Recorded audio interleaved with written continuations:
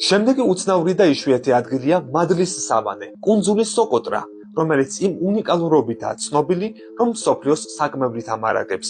ეს კუნძული ინდოეთის ოკეანეში, იემენის რესპუბლიკასთან მდებარეობს. კუნძულ სოკოტრას სიგრძე 120 კილომეტრია, სიგანე 40 კილომეტრი. ეს მიწა დაახლოებით 40 მილიონი წლის წინ მოსწყდა აფრიკის კონტინენტს. მილიონობით წლით იზოლირების გამო ღრმა მარადმწვანე ხეობებით დასერილი გაუდაბნოებული ფერდობები, საოცარი რელიქტური მცენარეებითაა დაფარული. კუნძული ძველთაგანვე ამარაგებდა სამყაროს საკმევლითა და მურის სურნელოვანი ფისით. კუნძული ძველი საზღვაო გზების გადაკვეთაზე მდებარეობს, რომელიც სპარსეთის ყურისა და ინდოეთის ნავსადგურებს აღმოსავლეთ აფრიკასთან აკავშირებდა. ამის გარდა მრავალი საუკუნე სწორედ აქედან გაჰქონდათ დრაკონის სისხლი.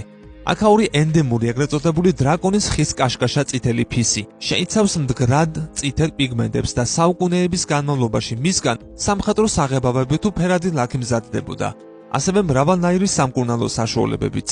ამიტომ კუნძულის სახელწოდების მეორე ვერსიით ის არაბულად დრაკონის სისხლის ბაზრობასაც ნიშნავს. 1880 წლის დასაწყისში სოკოტრას პროფესორ ისააკ ბალფოურის ხელმძღვანელობით ბრიტანელ მკვლევართა პირველი ექსპედიცია ეწვია. ბოტანიკური კვლევის შედეგები გასაოცარი აღმოჩნდა. 48 დღის განმავლობაში სოკოტრაზე მეცნიერებისათვის მანამდე უცნობი 200-ზე მეტი მცენარე აღმოაჩინეს. მას შემდეგ კუნძულს ბოტანიკურ სამოთხესაც უწოდებენ. სულ სოკოტრაზე 850 სახის მცენარე ხარობს, მათგან ენდემური 270-ია. ანუ მხოლოდ ამ კუნძულისთვის დამახასიათებელი. ისტორიულად მსოფლიო ოკეანის დონის ცვლილებების პერიოდში კუნძული არასდროს დადბორილა და მისი მცენარეულობა სასწაულით გადარჩენილი უძველესი ფლორაა, რომელიც მატერიკებზე აღარ არსებობს. მეცნიერები მათ რელიქტურ, ანუ პალეოენდემურ მცენარეებსაც უწოდებენ. სოკოტრის პალეოენდემური მცენარეებიდან ყველაზე ცნობილი დრაკონის ხე, ანუ დრაცენა დრაკო, რომელიც 20 მილიონი წლის წინ დედამიწის ვრცელ არეებს ფარავდა. ამჟამად კი სოკოტრის მთებზე ზღვის დონიდან 300 მეტრის და მეტ სიმაღლეზე იზრდება.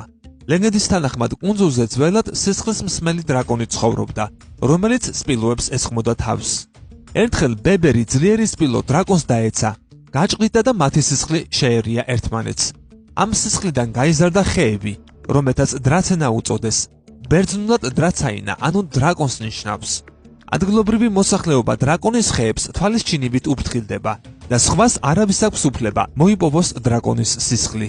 საკმევლის ხე, ანუ ბოსველია, რომელმაც კუნძულს მთელ ძველ სამყაროში ფართოდ გაუთქვა სახელი. ძველი ეგვიპტისა და ბაბილონის ქურუმები მისი ფისისგან გუნდრუგს ამზადებდნენ. ძველ რომში კი სოკოტრის საკმევლის ფისი ოქროზე ძვირად ფასობდა.